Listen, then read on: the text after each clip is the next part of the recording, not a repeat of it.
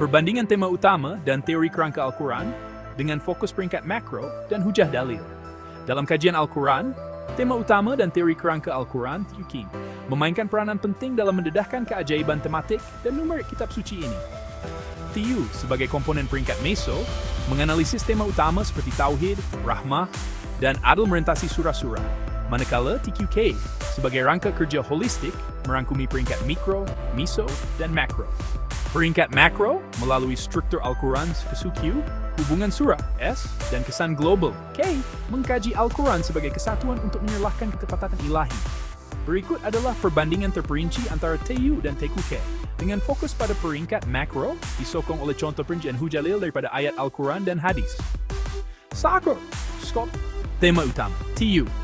TU ialah utama pada peringkat meso dalam TQK yang mengkaji taburan tema utama seperti tauhid, keesaan Allah, rahmah, rahmat, dan adl, keadilan, merentasi surah seperti Ar-Rahman, Al-Ma'idah, dan Al-Ikhlas. Itu mendedahkan keharmonian tematik dan numerik, mengesahkan kesempurnaan Al-Quran, selari dengan ayat. Maka tidakkah mereka menghayati tadabbur Al-Quran? Sekiranya ia bukan dari Allah, nescaya mereka akan mendapati banyak percanggahan di dalamnya. TU adalah bentuk tadabbur modern yang menyerlahkan reka bentuk ilahi melalui analisis tematik. Teori kerangka Al-Quran, TQK ialah rangka kerja menyeluruh yang merangkumi peringkat mikro, surah ayat C, meso, termasuk TU, dan makro, SQ, HSKG. Peringkat makro menganalisis Al-Quran sebagai kesatuan, meneliti susunan setiap surah, hubungan antar surah, dan kesan globalnya, menggunakan teknologi seperti NLP dan analisis data. TQK disokong oleh ayat, sesungguhnya kami telah menurunkan Al-Quran dan kamilah yang memeliharanya. Al-Hijr. Janji pemeliharaan ini merangkumi ketepatan struktur, tematik, dan numerik yang dianalisis dalam makro. Perbezaan utama, TU tertumpu pada analisis temada peringkat surah, manakala TQK melalui peringkat makro mengkaji struktur keseluruhan, hubungan surah, dan kesan global Al-Quran. 1. Fokus dan objektif.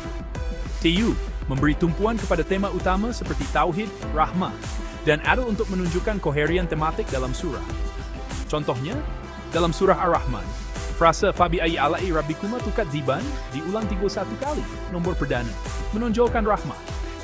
Itu bertujuan mengukuhkan iman melalui bukti empirikal, selari dengan hadis. Al-Quran adalah hujah bagi kamu atau ke atas kamu. TQK menganalisis Al-Quran sebagai kesatuan melalui eski susunan serap-lablat surah. Yuwa 2, Kain 3, Pem 11, HS, hubungan tematik seperti Al-Bali Imran, dan KG seperti Tauhid dalam Al-Fatihah. Makro bertujuan mendedahkan mukjizat Al-Quran untuk menyokong dakwah dan tafsir. Seperti dalam hadis, setiap nabi diberikan mukjizat yang membuat manusia beriman kepadanya, dan mukjizat yang diberikan kepadaku adalah Al-Quran. Musnad Ahmad. Perbezaan utama. Perbezaan TU menjurus kepada corak tematik dalam surah, manakala makro dalam TQK mengkaji struktur, hubungan surah, dan kesan global Al-Quran. 1. Metodologi dan alat TU menggunakan pemrosesan bahasa semula jadi untuk mengesan istilah tematik seperti Rahman, 16 kali dalam Ar-Rahman, Adil 5 kali dalam Al-Ma'idah, dan Allah 2 kali dalam Al-Ikhlas. Visualisasi seperti awan perkataan rahmah, graf garisan taburan Allah, dan peta haba kelompok tema mempamerkan corak tematik. Ujian statistik mengesahkan ketepatan seperti 31 pengulangan dalam Ar-Rahman. TQK mengintegrasikan alat merentasi SQ, HS, dan KG. SQ Perisian analisis teks mengira 77,397 perkataan dan 323,15 huruf. Diuji untuk coraks seperti Safis 12, 2, 3, 19. Ujian statistik mengesahkan nisbah seperti 6,236 bersatu 11, belimi 4.7. HS, NLP menganalisis kekerapan istilah seperti iman dalam Al-Baqarah dan Ali Imran. Dengan graf rangkaian memetakan hubungan tematik dan peta haba menunjukkan kelompok tema. K, analisis sentimen media sosial menilai resonans ayat seperti ayat Al-Kursi. Dengan awan perkataan memvisualisasikan tema sejagat seperti tauhid dan rahmah. Perbezaan utama, TU menggunakan alat untuk analisis tematik dalam surah, manakala makro menggunakan alat untuk menganalisis struktur keseluruhan, hubungan surah, dan kesan global. 1. Kepentingan numerik dan tematik. Berikut adalah contoh terperinci untuk TU dan makro, disokong oleh ayat Al-Quran dan hadis. Tema utama, contoh dan hujah dalil ini dalam surah Ar-Rahman. Contoh, surah Ar-Rahman 28 ayat menonjolkan rahmah melalui frasa Maka nikmat Tuhanmu yang manakah yang kamu dustakan? Ar-Rahman 55. Frasa ini diulang 31 kali, nomor perdana. Dan Rahman muncul 16 kali. NLP mengesan kekerapan Rahman, dan ujian statistik mengesahkan hubungan tiba pengulangan dengan 78 ayat. 72, 39, hampir. Ini menunjukkan ketepatan matematik. Selari dengan, dan rahmatku meliputi segala sesuatu. Al-Araf, hujah hadis. Surah Ar-Rahman adalah pengantin Al-Quran. Gelaran ini mencerminkan keindahan rahmah yang diserlahkan oleh Tiu. Adil, keadilan, dalam surah Al-Ma'idah. Contoh, surah Al-Ma'idah, 120 ayat, menekankan adil melalui ayat, wahai orang-orang yang beriman, jadilah kamu penegak keadilan, menjadi saksi karena Allah. Al-Ma'idah. Dan jika kamu memutuskan hukum di antara mereka, nah, maka putuskanlah dengan adil. Istilah hadis, dua habis kali dacing, jenuan jua 25. Peta Ahaba menunjukkan kelompok adil, selari dengan, sesungguhnya Allah menyuruh berlaku adil dan berbuat kebajikan. Hujah hadis, orang-orang yang adil akan berada di atas mimbar-mimbar dari cahaya di sisi Allah. Sahih Muslim. Tauhid Allah dalam surah Al-Ikhlas. Contoh, surah Al-Ikhlas 4 ayat merangkum tauhid. Katakanlah, Dia Allah yang Maha Esa. Allah tempat bergantung segala sesuatu. Al-Ikhlas. Istilah Allah muncul 2 kali dihubungkan dengan 2,698 kali dalam Al-Quran. 2,698 satu nabelat surah 23,6. Itu menegaskan tauhid sebagai teras Al-Quran, disokong oleh hadis, surah Al-Ikhlas sebandingan sepertiga Al-Quran. Sahih Al-Bukhari 66615. Ini selari dengan, dan Tuhanmu adalah Tuhan yang Maha Esa, tiada Tuhan melainkan Dia. Peringkat makro, SKG. Contoh dan hujah dalil struktur Al-Quran secara keseluruhan, SQ. Contoh, SQ menganalisis susunan 114 surah, 2,3 kali 19, 6,236 ayat, 3,112,2. Juz 19 halaman 302 diuji sebagai titik tengah tematik, menandakan peralihan Makkiyah ke Madaniyah. Analisis teks mengira 27,27 perkataan dan 323,15 huruf, diuji untuk corak seperti pembahagian oleh 11, basmalah, 11 huruf. Susunan surah dari Al-Baqarah 286 ayat, Al-Kautsar 3 ayat, menunjukkan harmoni, selari dengan. Dan sesungguhnya Al-Quran ini benar-benar diturunkan oleh Tuhan semesta alam. Asy-Syu'ara, hujah hadis, barang siapa membaca Al-Quran dan menghafalnya, maka Allah akan memasukkannya ke dalam syurga. Sunan Ibn Majah 12. Mengesahkan struktur Al-Quran sebagai mukjizat yang memudahkan hafazan dan tadabbur. Hubungan surah, yes.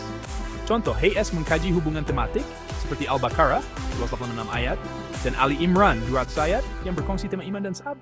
Jumlah ayat 486, 2 Kekerapan iman, 20 kali dalam Al-Baqarah, dalam Al-Imran, dianalisis via NLP. Surah Al-Falaq 5 ayat, 6 ayat, berkongsi tema isti'adha, dengan struktur serupa. Graf rangkaian memetakan hubungan ini, selari dengan, dan kami telah menurunkan kitab kepadamu dengan membawa kebenaran. Hujah hadis, bacalah 2 surah yang terang, Al-Falaq dan An-Nas, kerana kamu tidak akan membaca sesuatu yang lebih dicintai Allah. Sunan Abu Dawud. Kesan global, contoh. KG menilai kesan Al-Quran, seperti Tauhid dalam Al-Fatihah, segala puji bagi Allah, Tuhan semesta alam. Kekerapan Allah 2,698 kali, menunjukkan taburan rata. 2,698, lahir 1 by 20.6 juta. Analisis sentimen media sosial, Sinodat, resonance ayat Al-Kursi, dan awan perkata tauhid, rahmah, mengesahkan kerelevanan Al-Quran, selari dengan, dan kami turunkan kepadamu Al-Quran dengan membawa kebenaran, supaya kamu memberi peringatan kepada umat manusia. Ibrahim 14. Hujah hadis, sampaikanlah dariku walaupun 1 ayat.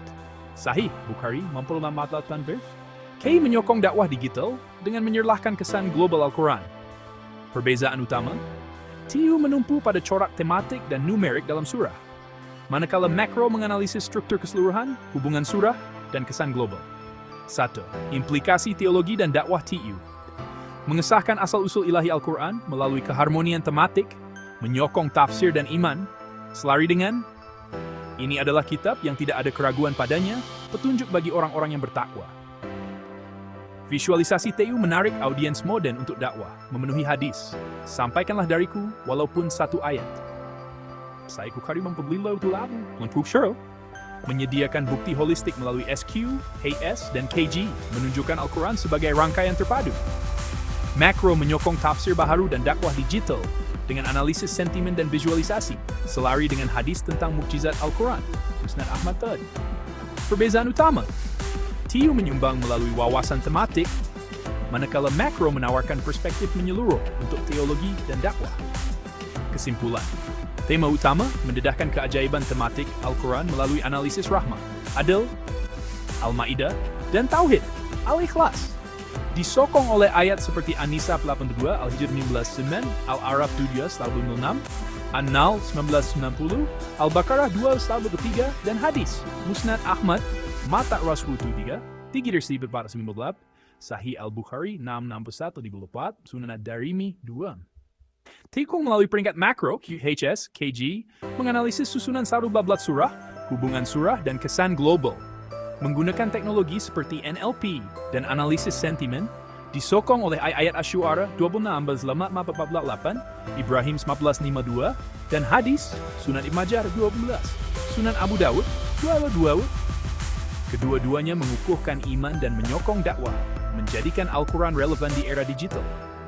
Semoga penerokaan ini menginspirasi penghargaan terhadap Al-Quran sebagai karya ilahi yang agung.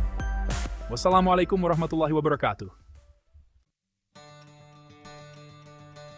Assalamualaikum semua. Hari ini, kita nak bongkar satu rahsia besar dalam Al-Quran yang ramai tak perasan. Pernah tak terfikir kenapa susunan ayat dan kisah Nabi Musa sering diulang? Sebenarnya ini adalah pintu kepada satu bidang ilmu yang sangat menarik.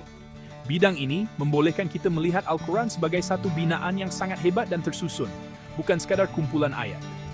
Ibarat sebuah bangunan, bila kita faham pelan arkitek, kita akan lebih kagum. Hari ini, kita akan kenal dua kunci utama. Tema utama, TU, dan teori kerangka Al-Quran, QK. Jangan risau, konsepnya mudah.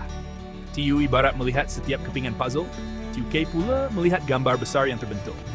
Tujuan kita bukan nak jadi pakar, tapi nak menyalakan rasa cinta dan kagum pada Al-Quran. Dengan memahami struktur dan tema, kita seolah-olah diberi cermin mata baru untuk lihat corak tersembunyi dan hubungan antara surah. Jom mulakan ini. Kita akan lihat bagaimana setiap surah ada tema utamanya, dan bagaimana semua surah saling berhubung membentuk satu rangkaian mesej yang kukuh. InsyaAllah, di akhir nanti, hati kita akan lebih terikat dengan Al-Quran dan yakin ia mukjizat teragung dari Allah Subhanahu wa Ta'ala. Mari kita mula dengan kunci pertama, tema utama atau TU. TU ialah kaedah mencari mesej paling utama dalam setiap surah, ibarat jantung yang mengepam mesej ke seluruh surah. Setiap surah ada satu tema sentral, seperti batang pokok yang kukuh. Contoh, surah Al-Ikhlas, temanya jelas, Tauhid mutlak. Semua ayatnya menegaskan keesaan Allah. Surah Ar-Rahman pula, temanya Rahmah. Ayat Fabi'ai ala'i rabbikuma tukaziban diulang untuk menekankan kasih sayang Allah, untuk membantu kita fokus pada mesej terpenting, menjadikan bacaan Al-Quran lebih bermakna. Kita mula nampak bagaimana setiap ayat menyumbang kepada satu mesej besar, bukan sekadar ayat terpisah. Kisah, hukum, dan perumpamaan dalam surah semuanya berkhidmat kepada tema utama. Allah berfirman dalam surah Al-Qamar, dan sesungguhnya telah kami mudahkan Al-Quran untuk pelajaran. Maka adakah orang yang mengambil pelajaran? TU hadis Furan bini lain sepuluh pelari. Dengan TU, kita berfaham dalam hati surah. Sekarang, kita zoom out ke kunci kedua, teori kerangka Al-Quran. Jika TU menyelam ke dalam satu surah, TQK terbang tinggi melihat keseluruhan 14 surah sebagai satu binaan agung. TQK mengkaji struktur, reka bentuk, dan hubungan antara surah, kenapa Al-Fatihah di depan, An-Nas di hujung, dan kenapa surah panjang di awal. Setiap surah diletakkan di lokasi strategik, bukan rawa. Banyak surah wujud berpasangan, saling melengkapi. Contohnya Al-Baqarah dan Ali Imran, atau Al-Fil dan Quraisy. Hubungan ini membuktikan Al-Quran bukan koleksi rawa, tapi satu jalinan mesej yang kemas. TQK juga melihat tema besar seperti Tauhid, kenabian, dan keadilan diulang dalam pelbagai bentuk sepanjang Al-Quran. Pengulangan ini seperti guru penyayang yang mengulang pelajaran penting dengan cara berbeza. Melihat gambaran besar ini, iman kita bertambah kukuh. menyaksikan keajaiban struktur yang mustahil dicipta manusia. Apa beza TU dan TQK? Ramai keliru, tapi sebenarnya skop mereka sangat berbeza. TU ialah kajian mikro fokus pada kandungan dalaman satu surah, ibarat mikroskop mengkaji sel. TU membedah surah, contohnya surah Yusuf, untuk faham bagaimana setiap ayat menyumbang kepada tema utama seperti tawakal dan kesabaran. TQK pula kajian makro fokus pada hubungan antara surah, ibarat helikopter melihat seluruh hutan. Ia kaji kenapa surah disusun begitu dan bagaimana tema dalam satu surah bersambung dengan surah lain. U guna analisis tematik, cari kata kunci, struktur ayat, dan kisah untuk tentukan tema utama. TQK guna konsep pasangan surah, kumpulan surah, dan struktur cermin untuk lihat corak besar. Ringkasnya, TU melihat apa dalam satu surah, TQK melihat bagaimana semua surah disusun bersama. Kedua-duanya saling melengkapi untuk memahami keindahan Al-Quran. Pilih alat yang sesuai bila mengkaji. Dengan dua kunci ini, hadap pada studi atau kagrada derbes sudah. Sinut langing waken. Jom tengok contoh mudah bagaimana konsep makro TQK berfungsi. Bayangkan Al-Quran seperti perpustakaan dengan 11 buku, disusun dengan sistem bijaksana. Pertama, kumpulan surah ulama bahagikan Al-Quran kepada 7 kumpulan besar. Setiap kumpulan bermula dengan surah Makkiyah dan diakhiri Madaniyah. Contoh, kumpulan pertama, Al-Fatihah hingga Al-Maidah banyak bicara tentang ahli kitab, menunjukkan strategi dakwah yang tersusun. Kedua, hubungan surah contoh paling jelas surah Ad-Duha dan Al-Insyirah. Kedua-duanya memujuk Nabi Muhammad SAW, satu ingatkan nikmat lalu, satu jamin masa depan. Bila dibaca bersama, jadi pakai motivasi lengkap. Ketiga, struktur cermin. Ayat-ayat dalam surah disusun seperti pantulan cermin. Awal dan akhir sepadan, tengahnya mesej utama. Contoh agung, surah Al-Baqarah. Awal dan akhir tentang keimanan.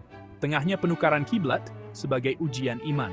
Struktur cermin ini mengunci mesej surah dengan kemas. Bukti ia bukan rekaan manusia. Dengan TQK, kita nampak keindahan dan keajaiban susunan Al-Quran. Setiap surah dan ayat ada tempat dan peranan tersendiri. Di zaman teknologi hari ini, kita sangat beruntung. Alat digital membolehkan kita mengkaji Al-Quran dengan cara yang tak pernah dibayangkan ulama terdahulu. Analisis teks, pemprosesan bahasa, dan visualisasi data jadi kanta pembesar digital, memudahkan kita lihat corak makro Al-Quran. Contoh, perisian analisis teks boleh cari semua perkataan rahmah dalam beberapa saat, atau buat awan perkataan untuk satu surah. Teknologi juga bantu kajian TQK, peta surah, aliran tema, dan hubungan kisah Nabi Musa di pelbagai surah. Visualisasi data jadikan struktur makro Al-Quran lebih mudah difahami, walaupun orang awam.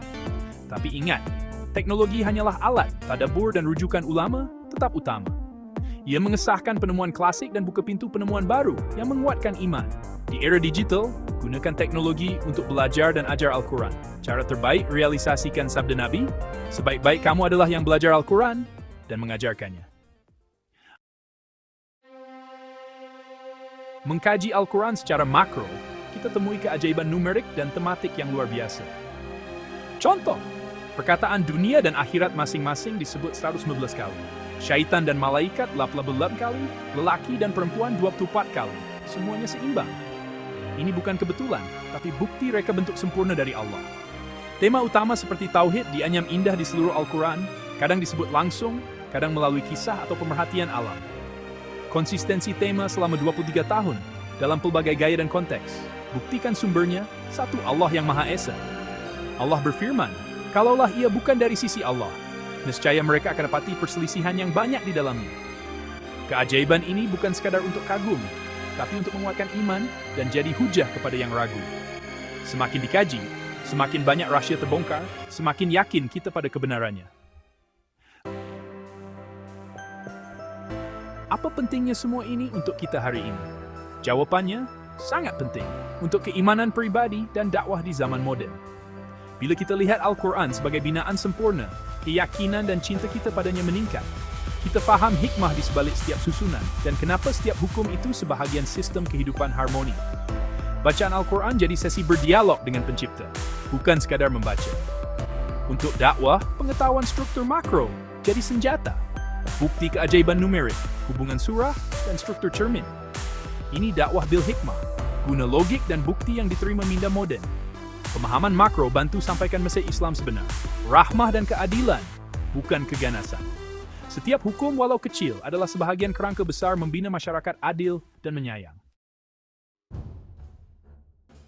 Kesimpulannya, Tiu dan Tiku K membuka mata kita pada keindahan Al-Quran yang luar biasa. Tiu bantu hayati jantung mesej surah. Tiku K dedah kehebatan reka bentuk keseluruhan. Kedua-duanya, dengan bantuan teknologi adalah jemputan Allah untuk kita dekati kitabnya dengan akal dan hati.